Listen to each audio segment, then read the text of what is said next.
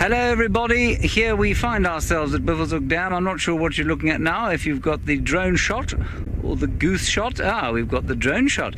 So that is Sébastien Ramby, the last and greatest French Gabonese Air Force pilot. And well, if you want to see him in action, there he is, if you can believe it. There he is, Sunday afternoon flight he's going on. Good, excellent. And we'll now go back to the drone shot.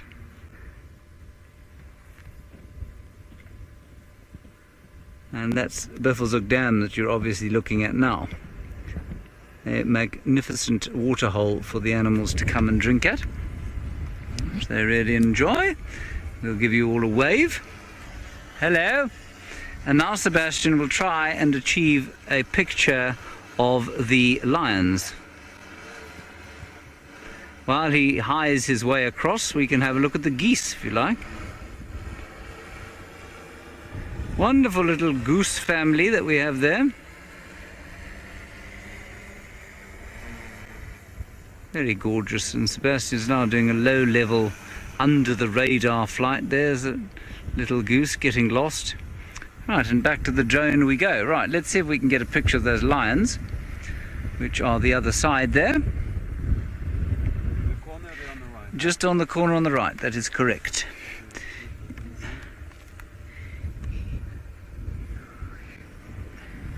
You got anything there? You got them. Well spotted, that's them. Brilliant. Absolute genius. Thank you, Tony, for complimenting Sebastian's piloting skills. He's not bad, is he? Ain't half bad. And that is what the drone looks like, everybody, when it's flying. It's quite an intimidating alien-looking creature, isn't it?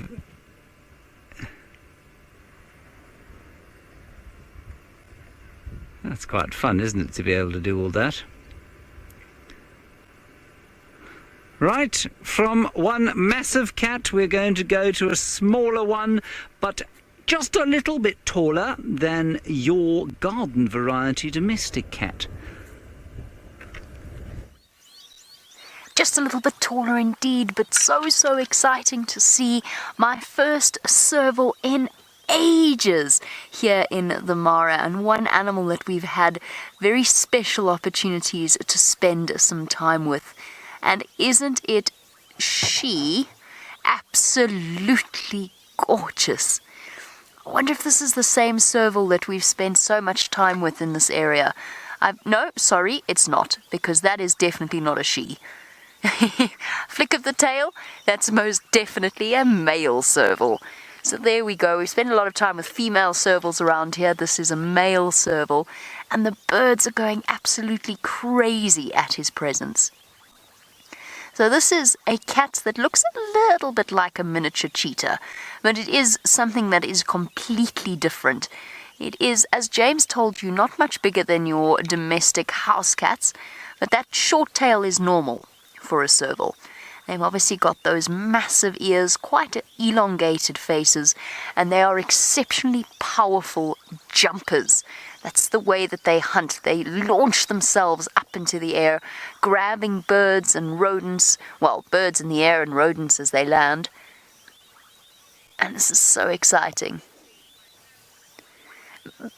Melissa, this is fantastic to hear. This is Melissa's first serval. Guess what, Melissa?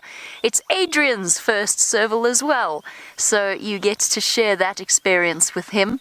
I'm thrilled. I could not be happier. It just goes to show sometimes you have a bit of a slow start and it all pays off in the end. And here's the funny thing.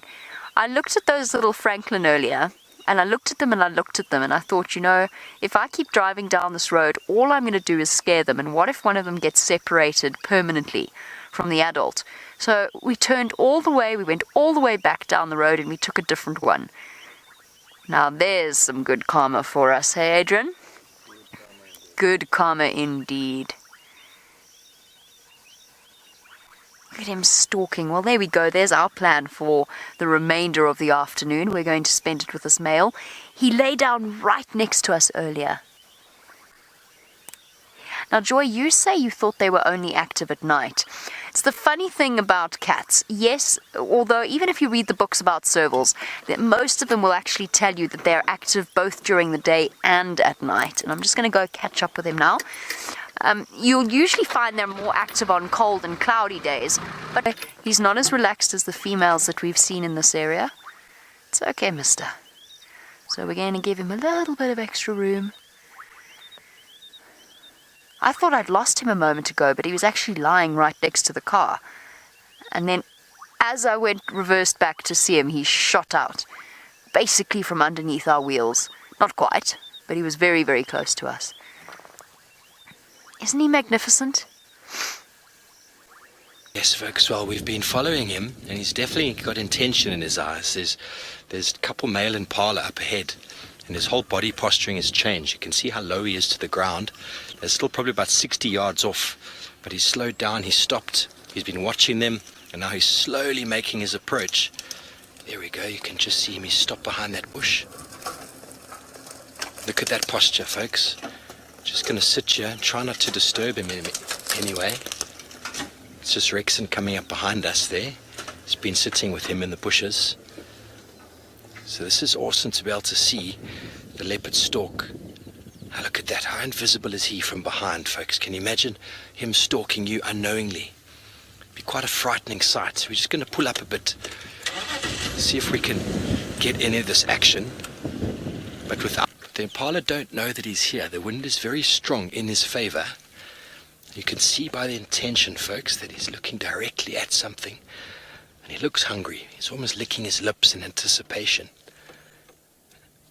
Now, I haven't spent too much time with Hosana. VM, have you seen him kill a male impala yet? He has, but I haven't seen him. You've seen him with the male impala. Sir asks a question, how fast can a leopard move, or how fast can it go? And I'll just get my little trusty book out here to get the calculations right. So a leopard can go at 80 to 90 kilometers an hour. That's 50 to 56 miles an hour. But that is extremely fast. But to work out the charging speed, 22 to 24 meters per second, that's 73 to 79 feet per second. That is phenomenal, folks, but it's not over a long distance, so but quite a short distance. That's why the camouflage, the stalking, has got to get into very, very close range for a very explosive dart to then be able to jump out and catch the animal. If you look, there's about 3 or 4 male impala we saw just disappear into the thicket ahead of us. So being quite a young leopard, he might not be the most patient of leopards. And it's patience that pays off in the end. If he can use his camouflage, he can use the wind in his favor and get to that close range of about 15, 20 yards. Then explosive acceleration and then launch onto the impala. That is what would work. Yes, we have some jackal up here in the Mara Triangle. We've actually just got one jackal. But what's really sort of raised my curiosity levels is the fact that when we found this jackal, it was at the base of a tree staring upwards. Oh, I wonder. I'll come back to the jackal because it has moved right behind us. It's got the camelopardus in it, which means literally the camel, but then with those colors that it has, and looking very much like a leopard. In the Latin, it's like a leopard camel. So that's the name, very descriptive, camelopardus. And you see how they walk right, left, right, left, right, left, very much like that of a camel as well. Very much the same as a hyena. So there's animals that walk very similar like that, and it's normally your sloped backed animals. Very much you can see between giraffe and hyena, they're very similar shaped back. But this journey, I think they know something. They're all heading up towards the escarpment. Maybe there's floods coming or something, I don't know. But these giraffe are definitely all moving in the same way. Thanks, Steve. And yes, that calculated guess of mine worked, because I was pretty sure these lions weren't going anywhere. And they have stayed right where they were, and they're a little bit more active at the moment. So if you didn't get to see them earlier when we saw them, well, here we go. And it looks like the youngsters are starting to get some energy, playing with sticks. So this one was trying to climb up the tree a minute ago, and one of his siblings came and tackled him out. So it seems they are up for a bit of games. A little bit more energy than there was earlier. It's also a little bit cooler. The sun's starting to dip a bit. So nice to see them all up and alert rather than just flat on their backs. So that's nice to see. And what a lovely setting as well, with this shepherd's tree in the middle, with them raised on a little bit of a termite mound there. All looking very good in terms of their health. So that's a lovely sighting, and that's what we come to the Masai Mara. Well, that's what I came for, was to see the density, especially of lions. Obviously, all the rest, the migrations and the density of cheetah, also very big draw cards, but definitely the real close proximity of lion prides to each other is, for me, unbelievable. The amount of lions I've seen here in the Masai Mara very quickly racking up to be equal to all the other places put together. So, very nice to see and very special. And this pride in particular seems to be booming. Lots of youngsters and cubs. It's going to be doubling in the next year or so.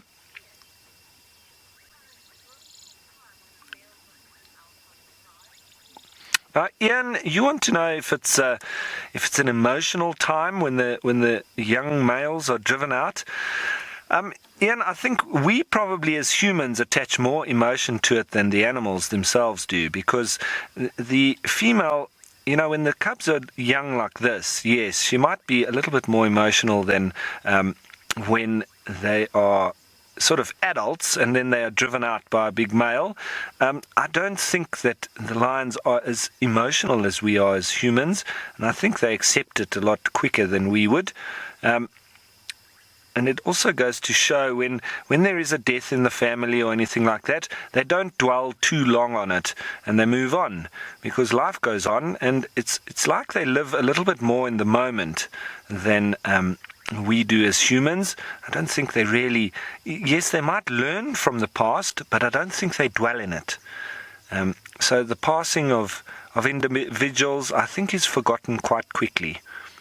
But I'm not in the brain of a lion. It's just, those are my thoughts from observing them over the years, and quite similar to that of dogs, where they, like a house dog, living in the moment. And children, kids or human children, I think quite similar in that thought process, not thinking too much about the past or the future, just living in the moment. And that's why I think they do live life to the full because of that. And that goes for all those groupings, and that's why I think as adults, humans, we could learn a lot from lions and dogs and children in how to live in the moment, forget about what has happened and what might happen, and just live now.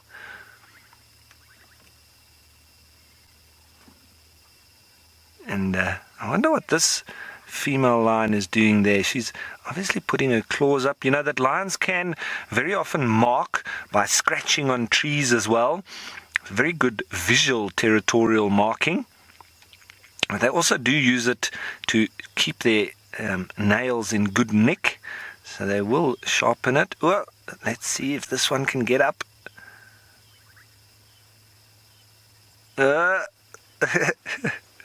As I said, they're not too bad at going up, but going down's the worst. Yeah, it looks like he's made it.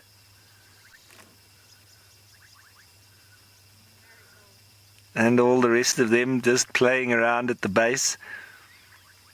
It's that time of day where nice and cool, there's shadows and shade is coming across. There's a little bit of a breeze, and everybody's nice and comfortable. Probably had a couple of days of very cold nights, or a couple of days and nights of cold and wet, as is everybody else. That's why we saw those jackals out, and I'm pretty sure that's why Jamie spotted that serval as well. I think all the predators out, because 2-3 days of constant rain and cold and wet.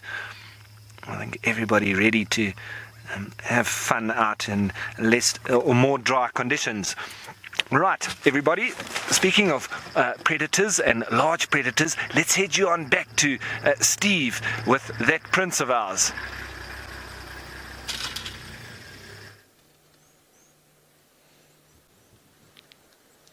Thank you, Ralph. Just something important to notice here, folks, is that even though Hosana is a busy cat, he still has time to stop and smell the flowers. That's what he was doing. Now he's eating a little bit of grass. He's not a vegetarian. Cats will often eat grass to cause them to regurgitate. From their licking and their feeding, they often get a lot of hair in their stomach. The best way to get that out is to cause themselves to vomit. And he's walking straight towards VM. But don't worry, VM is a professional. Very steady camera work. Sorry about the back of the vehicle, folks. We have no control over where he walks. You are beautiful, sir. Wow. He's very sort of close to the ground. I don't know if he can smell something, but he's walking up the dam wall now to Treehouse Dam. So I think we're going to quickly go around. As soon as VM's happy with the shot, go around and get up onto the wall and see what he's going to do. But he's probably going to go up very quietly and have a little peek. Low to the ground. Look at those ears, folks. How he's changing the profile. Look at that, eh? Just like when we're hiding from our parents behind the couch, we think they can't see us when we stick our heads up. But cats have a very good ability to do that. Isn't that a wonderful shot? Oh, there we go. Screenshot that, folks. That's going to be my new profile picture. Fantastic Hosana. Definitely my favorite leopard. I've had the best interactions with him so far.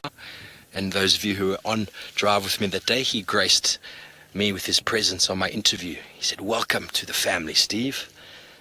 And we all know that he is royalty, so that makes me a royalty. Ooh, look at the posturing, folks. I wonder if he's seen something at the dam there. We have one of the landowners going around, so he'll let us know if there's something on that side. So he'll let us know. But I think right now we've got a great visual. V, you happy? Yeah, VM's happy. He's getting this. This is fantastic. There was some impala just up on sort of the direction he's looking. Last we saw there was a few males there. It's possible after about 20 minutes or so they've dropped their guard a bit. Look at that. That is the ambush predator. Gonna lie flat there. Almost invisible to anything that is in front of him. I don't think there's anything on the other side. His body language is saying so. So folks, we're going to either stay here or reposition depending on what the wildebeest reckons. And while we do that, I'm going to go over to James for an update on Thandi. Thanks, James. Yeah, and these Angama Olololo lions are definitely becoming quite good at this, because it's now the second time I've seen them all propped up in the trees. There's all sorts going on here. The little youngsters are getting very boisterous, and some of the adults seem to want to get away from that. So it's lovely to watch them now at this time of day. And look at the playfulness going on. With old Elvis, the bigger one, with his sideburns and his mohawk, playing ever so softly with his younger sibling. Very gregarious are the lions, and so nice to watch. There's always lots going on, and in a big pride like this, it's lovely when they're active. There might be a bit of spraying, yep, marking the territory. As I said, there can be scratching, which is visual, but now that's olfactory, so all good for leaving your mark into the future.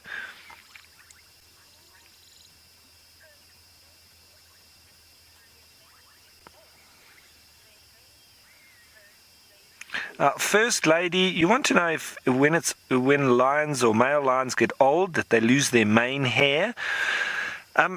First lady, I don't think that they lose it completely, because I've never witnessed even very old male lions having lost their hair completely. It does start to fall out a little bit, but that can be as a result of skin conditions and even mange as they get older and they lose condition or their immune system is down, and then they can lose a little bit of hair, and they can look quite scraggly and unkept.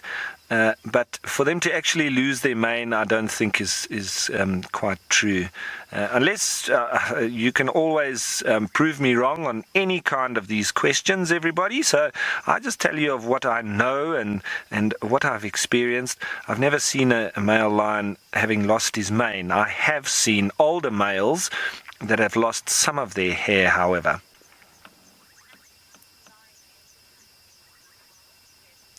Jessica, you want to know if lionesses can get mange as well? Yes, absolutely. It's not limited to the males. It can be any lions can get mange, a skin condition that mainly attacks them when their immune system is down. Oh, sorry, you were asking if they can lose their mane. No, it's quite similar to that of the males as well. They don't grow a massive mane like the males do. Yeah, so sorry, I'm getting a little bit confused with the question here.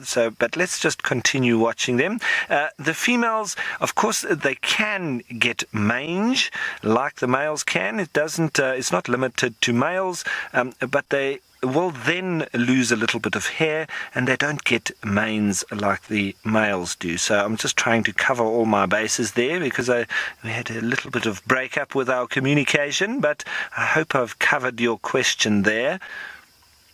As these lions are really getting tactile now, everybody having touchy-feely moments, re-establishing their bonds with playtime. It is absolutely wonderful to watch. Oh, lots of tackling and wrestling, biting. Heidi, thanks for your comment saying, what a perfect lion sighting. Yes, it is. The only thing better would be a little bit of better light on them. But beggars can't be choosers, and this is absolutely fantastic.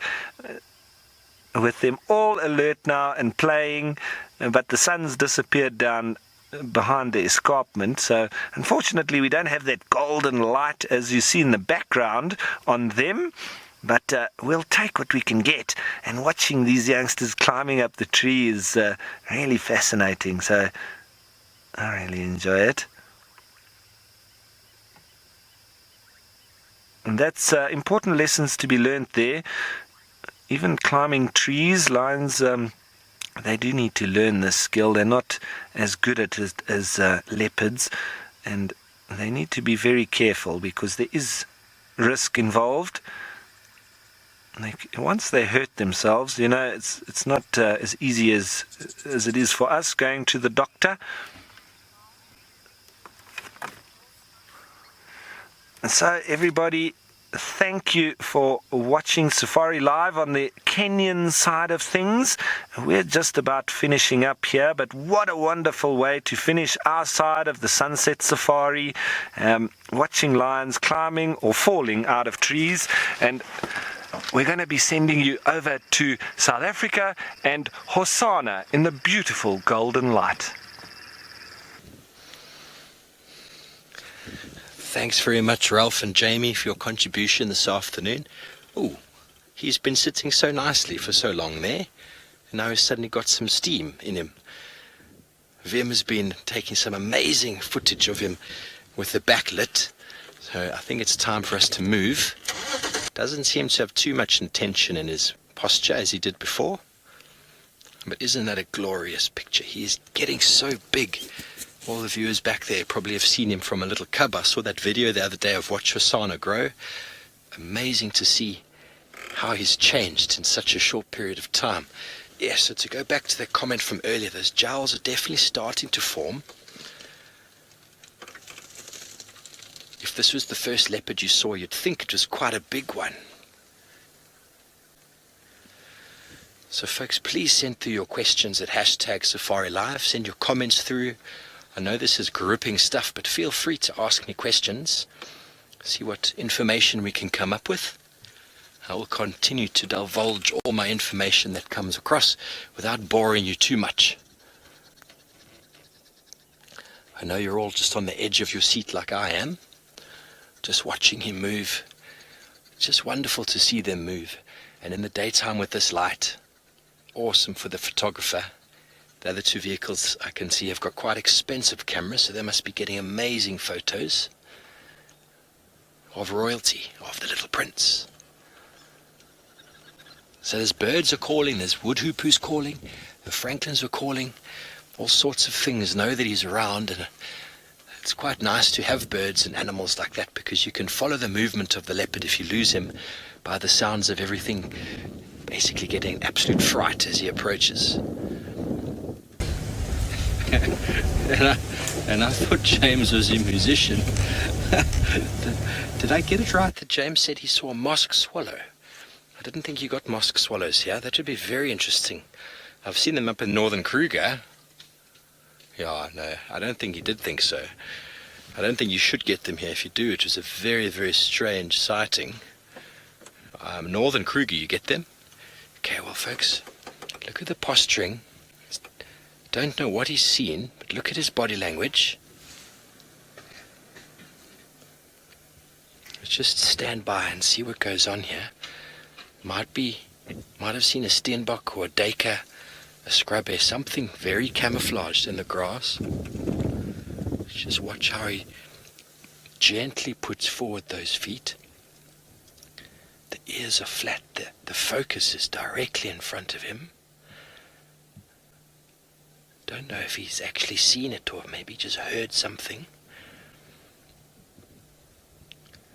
The senses of a leopard are far superior to ours.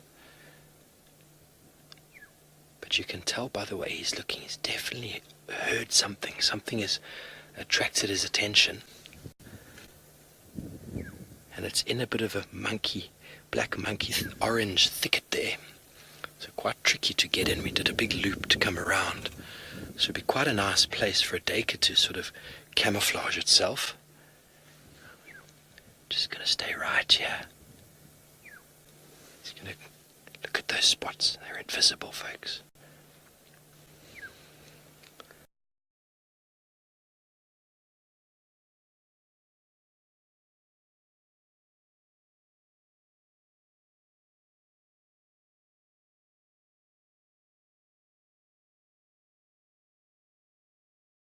Come on, Hosana, come say hello one more time for the viewers. He's such a pretty boy, isn't he?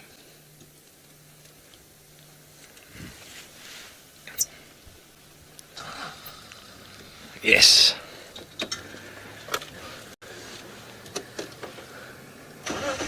Eloise asks an interesting question. Do leopards get hay fever? And I don't think so. I mean, I've seen leopards sneezing.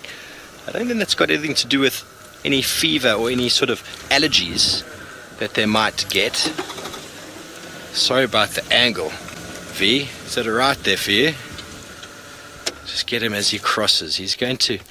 That's the main road just in front of him there, folks. So I don't think we're going to get too much more out of him.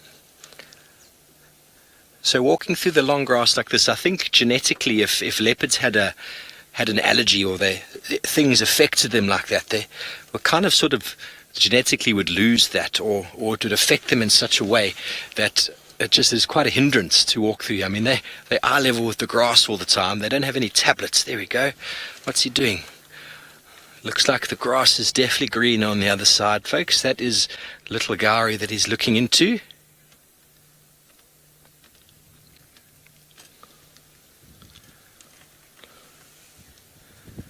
Paula asks a very interesting question. Does a scent mark smell different to the normal urinating? I think it smells the same. You can, when you walk along a road or go along a territorial boundary, you get that very sort of Doritos smell, popcorn smell to the scent marking. But leopards, if they are territorial, they don't waste their urine on just urinating. They will always scent mark as they walk across. That's kind of the way it works. But in a youngster like this, he wouldn't be scent marking, so he'd probably just be, well, I don't know. Have you seen him scent marking? You have, eh? So I'm sure that, but they don't waste it. It will smell the same, I would say. That's my opinion. Well, I kind of wish I was high in the sky, but I'm not. I'm on the ground being viewed high in the sky. Steve was saying, do I think scent marking smells the same as just plain urine? Yeah, I'm pretty sure it smells exactly the same. I don't think that they're able, these animals, to sort of change the scent of their urine based on, whether it is purely for relief or for marking purposes. I think they certainly save it for the purposes of marking. But I don't think that they're able to sort of make some additional hormone addition or something like that. Anyway, our plan from here is, because we have failed to find anything original, to go back to the Buffelshoek Dam so that we can see what's going on with the lions. Has left him be because she is not one to spend too much time in a loving embrace, is our Amber Eyes. I know she is there. I can just see her behind him. Marvelous. Now, we are not going to go any closer than that because unfortunately, it's just not possible to have any signal from here. But Mike is going in there from Cheetah Plains, and so I think we'll probably pull the drone back a little bit from there, just so that he doesn't have to watch the lions while there is a swarm of angry bees all around. Can we see the sunset? Yeah. There we are. Ah, merveilleuse. Gorgeous.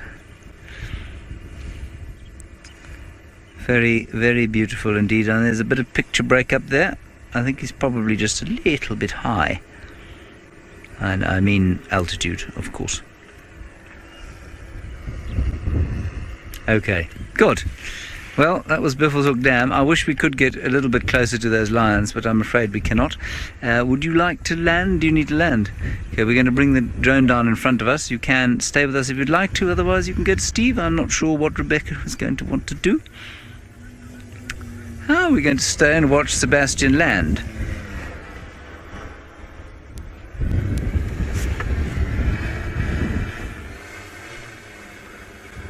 Laxray, what a good question. You say, do big cats suffer from constipation because they only eat meat? In my experience, they suffer from quite the opposite.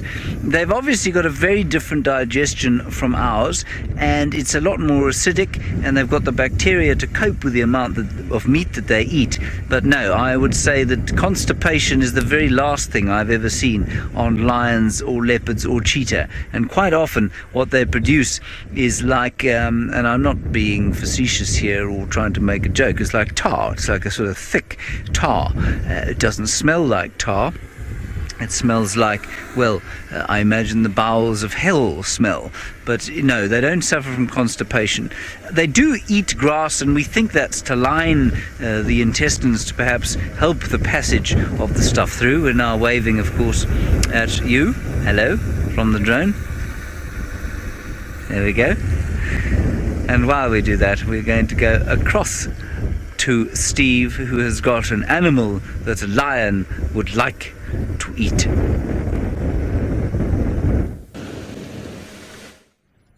Look at what we found just coming down the road.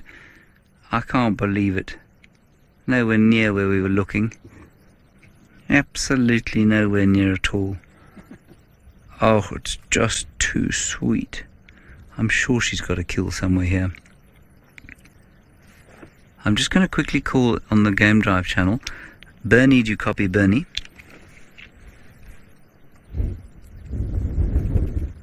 Because once the sun goes down, we're not going to be able to watch her. We've just located Thandi and Cub, Hyena Road Junction Central. They're on mobile towards, or mobile up Hyena Road.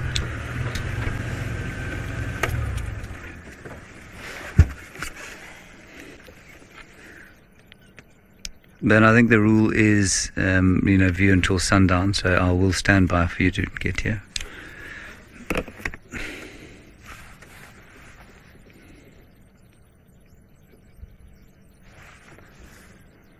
Isn't that wonderful, everybody?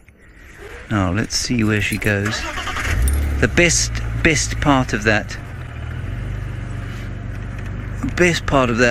was having them running towards the vehicle. Because so often it's sideways. Yeah, now Linda, you said it was so precious watching the little thing run down the road. It absolutely was. Now I don't know if she's purposely going up this road or if she's turning off it. No, she was going up the road. Oh, and the little one, as the birds start to alarm calls, also putting its little tail up to show, no, we're not a threat. Look at the little tail.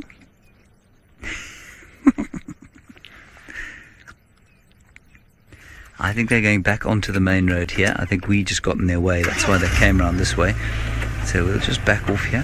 We've probably driven straight underneath her kill, stashed in a tree somewhere a bit. So what? I mean, I'm guessing here, but I reckon that she probably killed something, perhaps yesterday evening, and maybe just, they rested in the shade for the day. I don't know why else she'd be moving with the cub like this. Just at this little pan up ahead.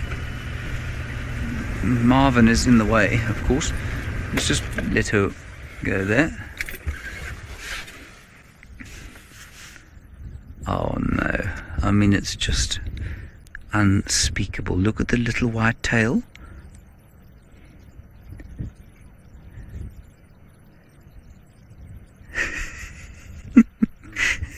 Fat little feet. Mum's saying, don't look at those people. They're beneath our contempt. Come, let's run. Top, top, top, top, top. Alright, everyone. I'm afraid we've only got 30 seconds left of this drive. I'm going to stay with them a little while, just to see where they go. But I'm afraid you are going off, and may you have a wonderful evening wherever you are. Thank you very much for joining us on our marvellous sunset safari. And a big thank you to Steve for holding the show, of course. We will see you tomorrow at 0500. Until then, bye!